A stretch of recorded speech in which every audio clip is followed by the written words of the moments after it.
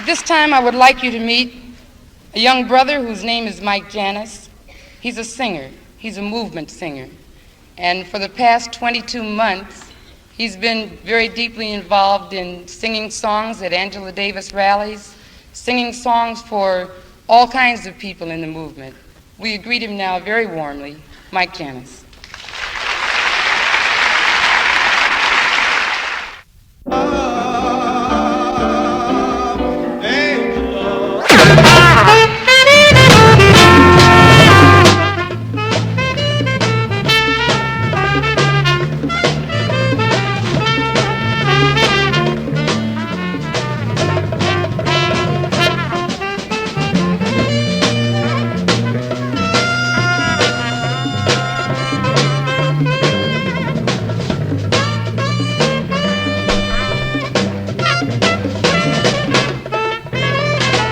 Economic security for herself.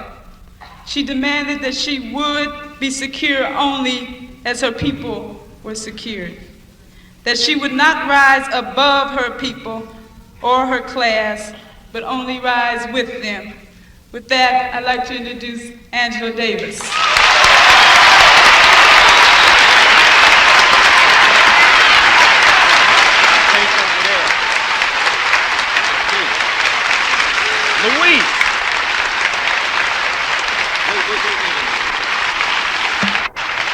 Freed Angela. Okay, we've come together tonight, or before I say that, I'd like to say to all of those of you who don't know me, my name is Emily Gibson. I'm a political analyst for the Los Angeles Sentinel, and I work on the narcotics staff of the Central City Community Mental Health Center.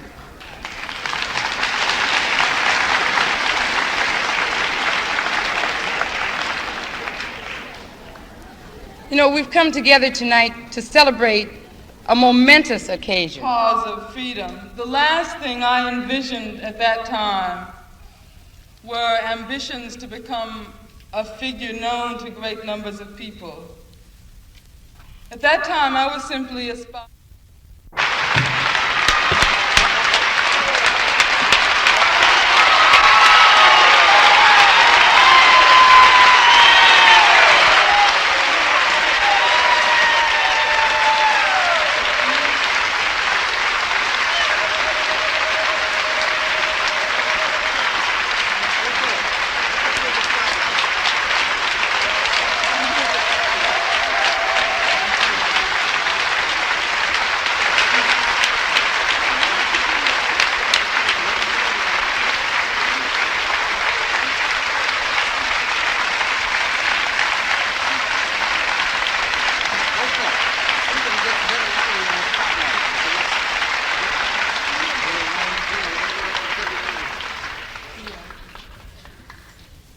We celebrate the victory of my own acquittal and also of the release on appeal of a very beautiful brother from a Texas prison. I don't know if you know him. His name is Leotis Johnson. He was a SNCC SCLC organizer in Texas and was framed up on a marijuana charge. He was released just a few days ago after having spent.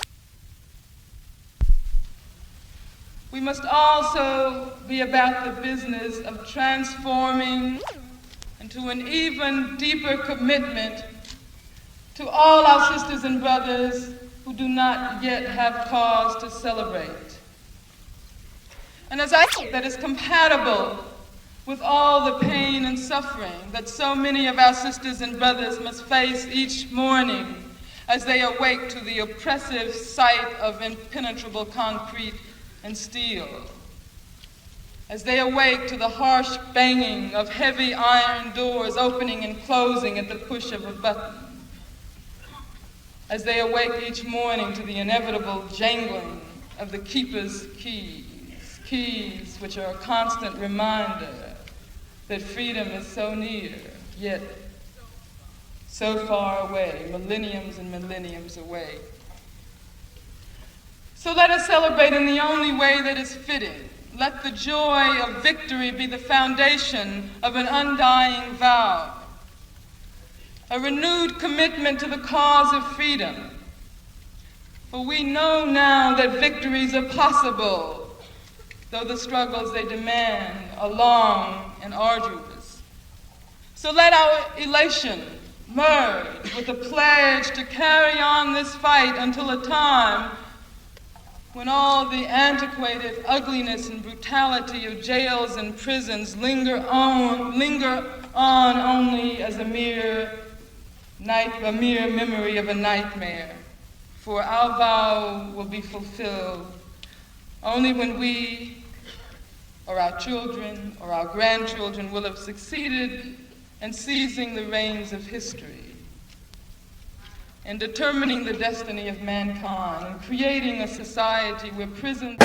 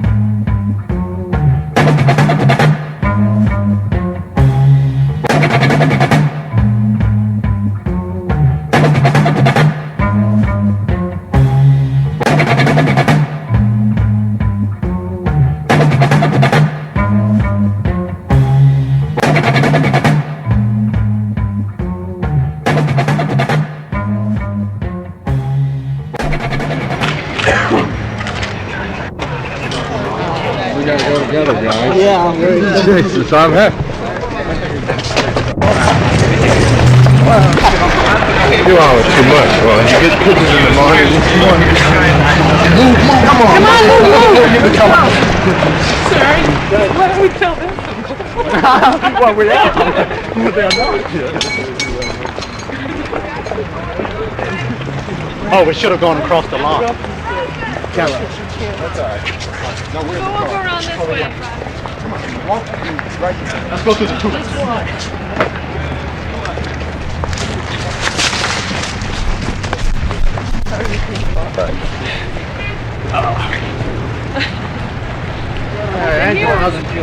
Elias, no questions. We told you that. Now look at us. No. Come on. There you go.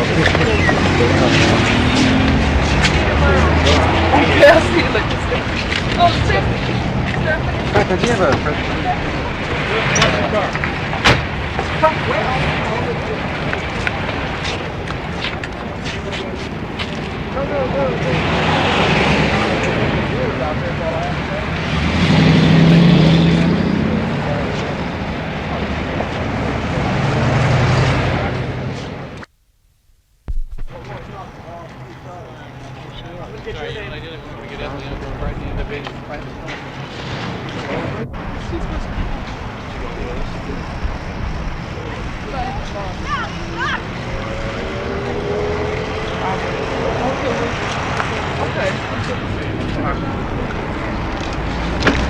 Maybe on the shadow or something like that. Okay, bye.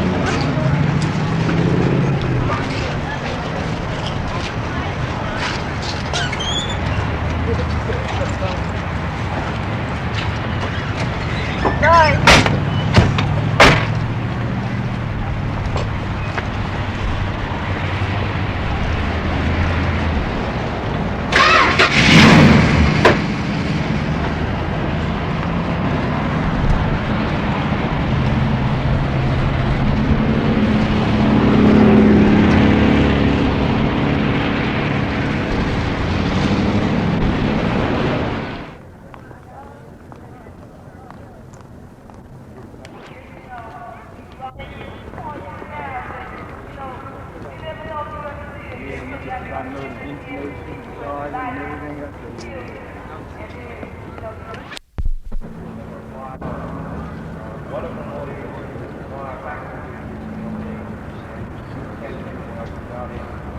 Even before she arrived here, you will recall that it required a court order in order for the students stalling tactics, legal technicalities, all in an attempt to obscure the real issue.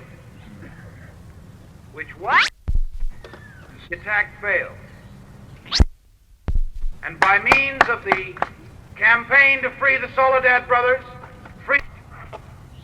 and one of the offenses of which he stands charged is conspiracy to kidnap, charged by the state of California as part of that supposed criminal design is that Angela Davis, grand jury in a county, when he was shown a picture of Angela Davis in front of the grand jury, he looked at it, and the picture were not the same as the features he recalled of the woman he had seen in the vicinity of the courthouse the day before.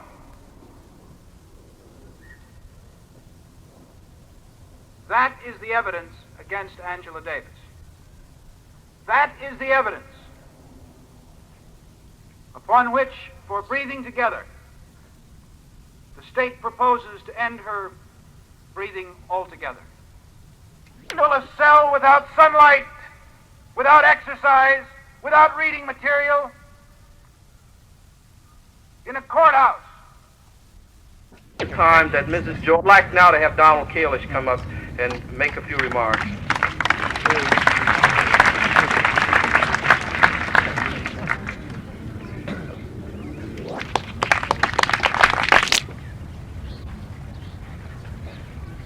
Not only was Angela Davis attacked in connection with the 4 guns, can be verified by any member of the philosophy department. Angela Davis needed protection all the time. The illegal attempt to dismiss her from her position in the preceding academic year failed. The, in my opinion, equally illegal action to deprive her of her position on this campus this academic year did not fail. And the only point I want to make today, because I think there are other persons that can speak more forcefully on the immediate issues before us in connection with Angela Davis, is that I and other members of this faculty take it as a continuing obligation to make sure that the moment that Angela Davis is free, that position is again available to her.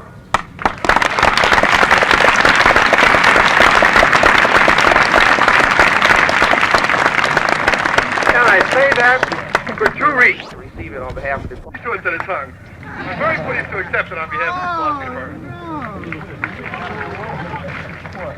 And now, Connie Price, a dear friend.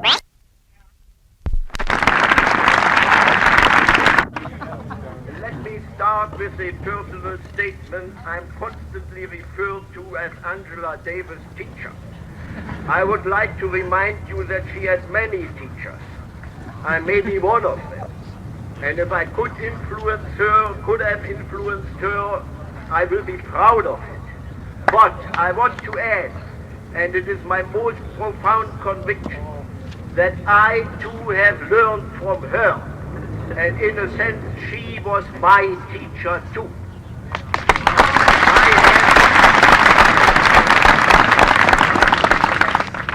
I am in a very happy position to have a little surprise, and I hope a pleasant surprise, entirely coincidental with Angela's birthday.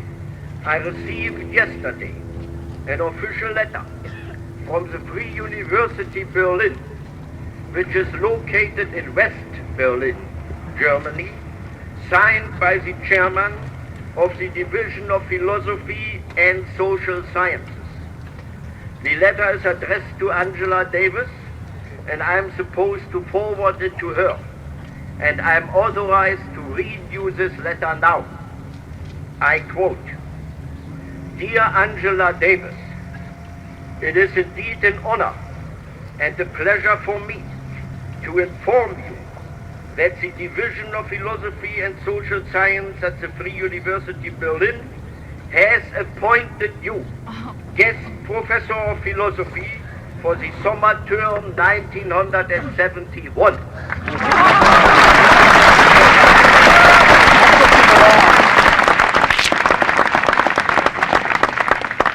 I continue quoting. It is not and 8, she has carefully studied about the equality of all men and about justice as the basis of state and society. She has read all that, and have her here again on her next birthday in liberty as a free woman.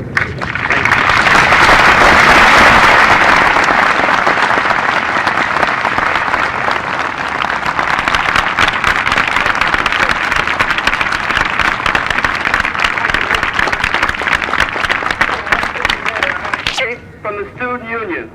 Again, the bus leaves at 1:30 from the Student Union to go to the rally downtown.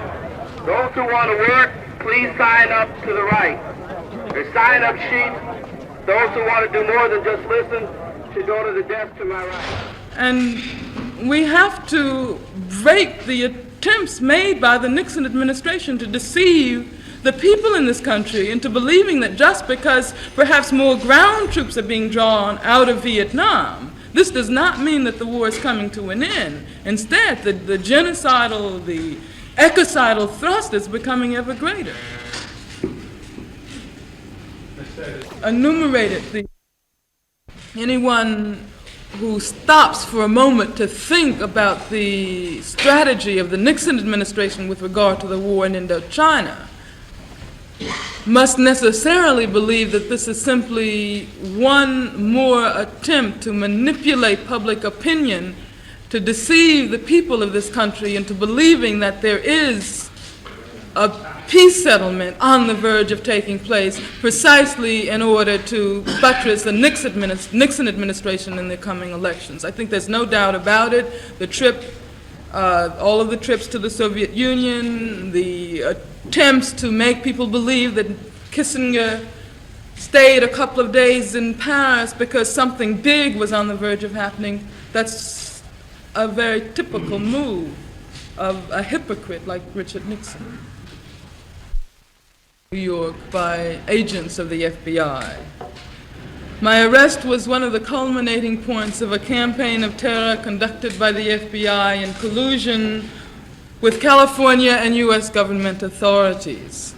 They were seeking to undermine and obliterate a movement rapidly growing in size and militancy, a movement whose ranks included black people, Puerto Ricans, Chicanos, and whites. The date of my arrest was led primarily by the socialist countries and by communist and liberation fighters in Africa, Asia, Latin America, and in some capitalist countries of the West. Immediately after my acquittal, I began a tour of some of the cities which were centers of strength for the campaign. The purpose of this tour was twofold. I wanted to convey my gratitude to those who had participated in the campaign, and at the same time to stress the need to continue the struggle against racism, repression, and the war in Indochina.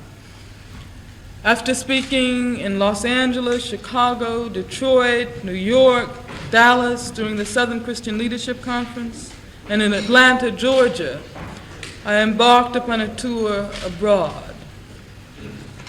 With Franklin and Kendra Alexander, leaders of the movement to free me and leading members of the Communist Party, I visited the Soviet Union, the German Democratic Republic, Bulgaria, Czechoslovakia, Cuba, and Chile. Wherever we went, we were received with an extraordinary display of solidarity and affection. We appeared at Despite the brevity of our trip, we acquired a profound knowledge of socialism in the concrete. Everywhere there were visible material transformations which socialism had brought to working people. New housing, hospitals, schools. For one example, in the Soviet Union, rent ranges from 3 to 7% of the highest single income within a family. In the Central Asian Republic of Uzbekistan, where 4 million meters of living space were destroyed during the 1966 earthquake, more than 5 million meters have been reconstructed since that date. Another example, when we arrived in Cuba, 44 new secondary schools were being inaugurated. And in addition, the entire population had been mobilized to participate in some way in the drive to increase construction. Of course, we instinctively compared this to the miserable situation in which black people, Puerto Rican people, and other poor people are forced to eke out their existence in the United States. We reflected upon New York, where rent can absorb up to 1/2 of one's income, where the main hospital in such a vast area as Harlem has only a 700-bed facility, and where within Harlem there is not one single high school. As black communists, we were especially interested in the successful struggles within the socialist community against national oppression, racism, anti-Semitism. In Uzbekistan, we saw how Asian people, suppressed for so long by Tsarist Russia, now realize all the rights of self-determination and complete equality within the Soviet socialist republics. In the GDR, we saw how socialism was able to eradicate the anti-Semitism which had been the banner of Hitler's fascism. Racism, the imperialist weapon of division and conflict, keep people, black, brown, and white, and are harmoniously constructing their socialist revolution.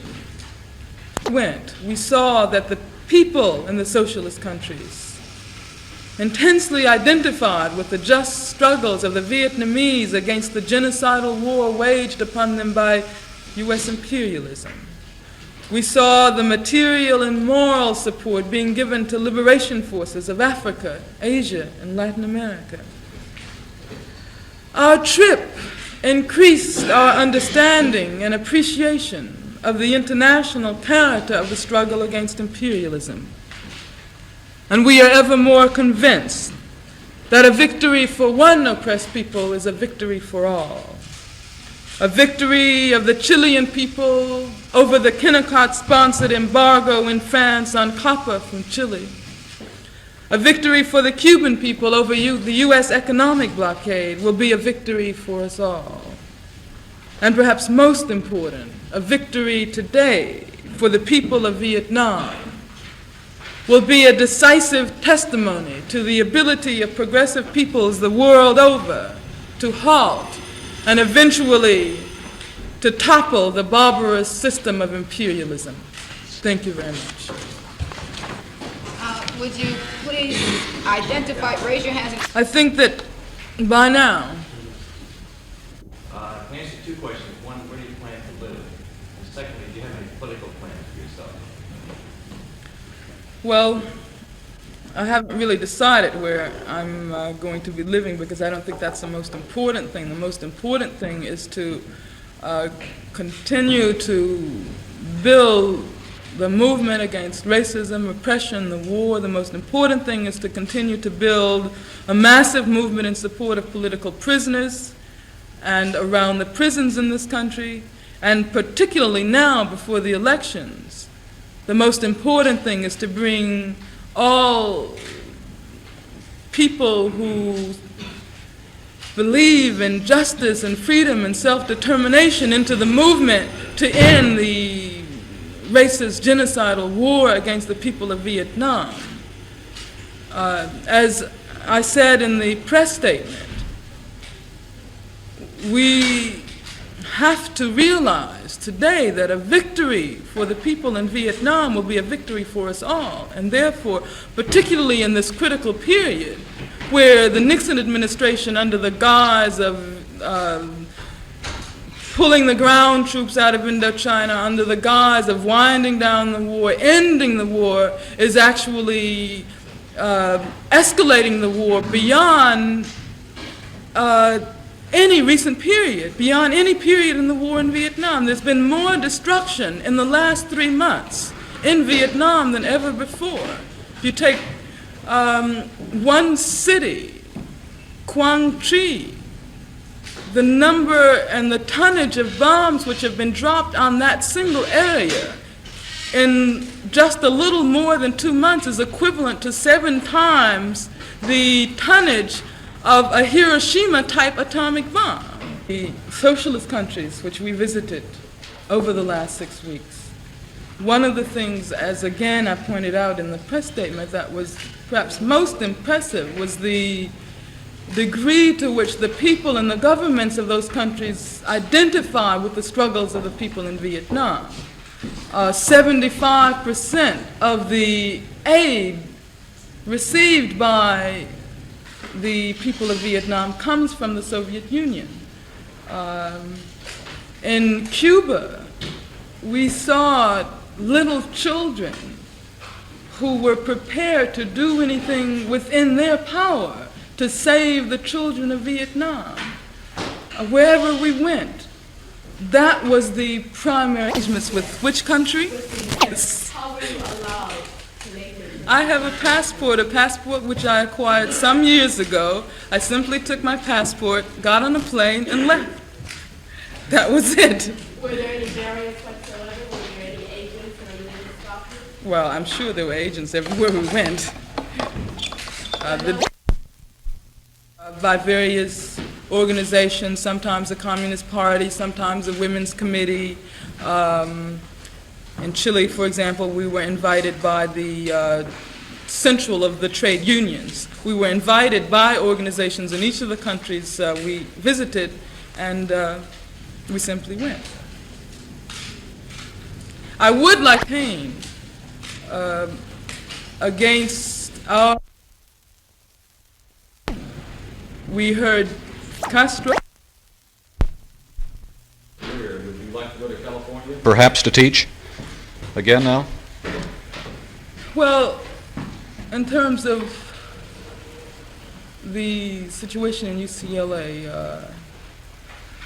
there are some cases pending in the courts which involve the University of California at Los Angeles. I was informed not very long ago that I received an offer by the philosophy department as well as the administration of the University of California in Los Angeles, but that this was vetoed by the regents and Ronald Reagan, of course. Reagan has asked for a fight, and we don't back down from fights. So I definitely will be struggling to reassume my position at UCLA.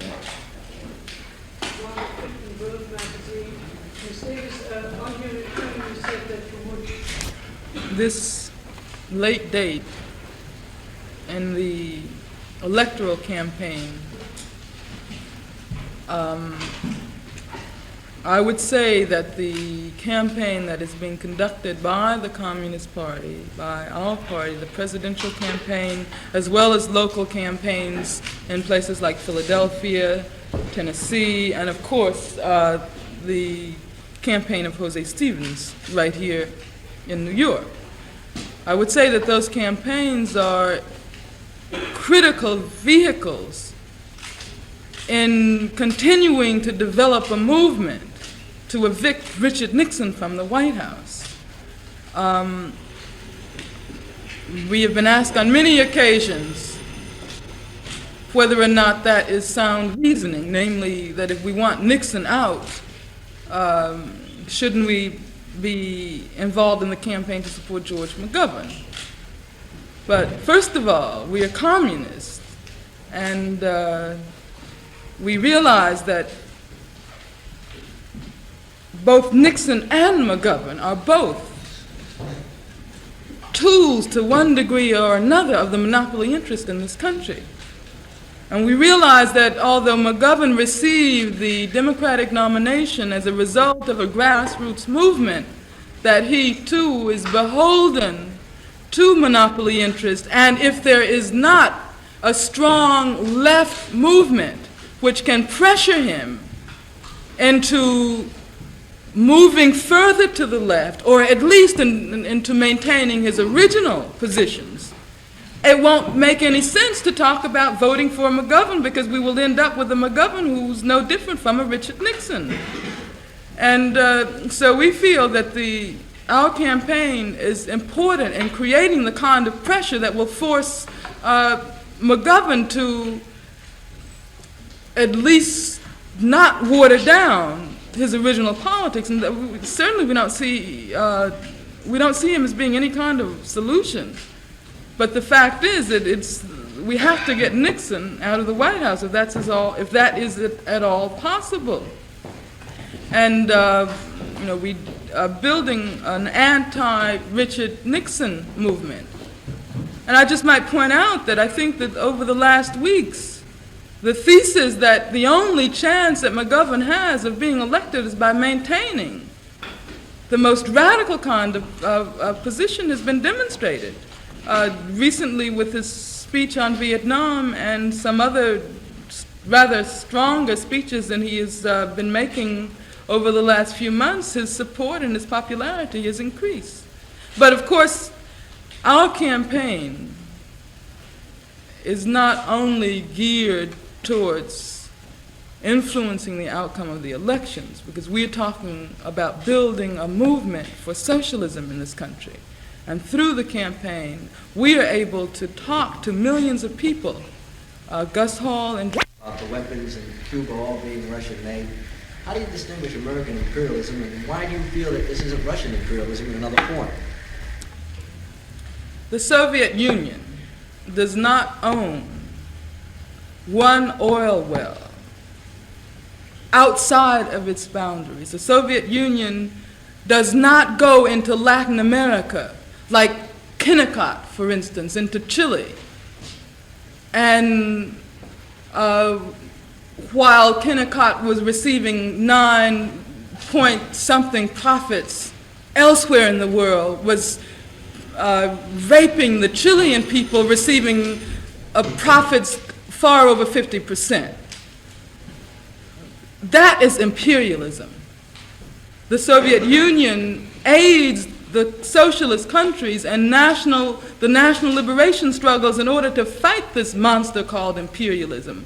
And I think that is of the aid which is received by the liberation fighters in Africa. Amilcar Cabral, who is the leader of the... throughout the tour, we spoke of many cases. We spoke of the cases of the San Quentin Six. Fleta Drumgo is one of the San Quentin Six, a former Soledad brother, acquitted as a Soledad brother, but now being brought to trial on another set of frame-up charges with 5 other brothers from the Adjustment Center at San Quentin. We talked about the case of Carlos Feliciano, and we just returned this morning from a brief press conference around Carlos Feliciano. We talked about the case of Rat Brown. We talked about the case of Billy Dean Smith, whose trial is now unfolding in California. Billy Dean Smith is a black GI who was sent to fight in Vietnam, but who refused to pick up his weapons and murder and maim his sisters and brothers, his Vietnamese sisters and brothers, whom he knew were fighting the very same struggle as he was fighting here at home. And so he was framed up with the charge of killing 2 white officers in Vietnam. We felt that this case was perhaps the most central case in the United States today because it involves so many things. It involves black people and the racist oppression that we as black people experience. Billy Dean Smith is a worker. It involves the repression that is coming down on workers. It involves the repression against the people who are struggling against the war in Vietnam. And so wherever we went, we always talked about the case of Billy Dean Smith. The World Peace Council, which met in Chile,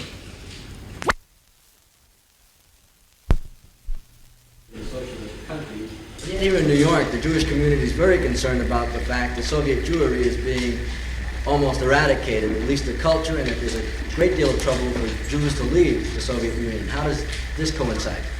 Well, of course, this was one of the things that we asked about because we wanted to receive first-hand information on all of the allegations which are being made about Soviet Jewry. First of all, I think you have to make a distinction between anti-Semitism and anti-Zionist. I am not an anti-Semite, not by any stretch of the imagination, but I am opposed to the imperialism of the state, the government of Israel. I am opposed to the collusion of the government of Israel with the government of South Africa. I am opposed to the fact that they act as advisors for the most barbarous racism to be seen in the world. I am opposed to the aggression against the people of the Arab countries.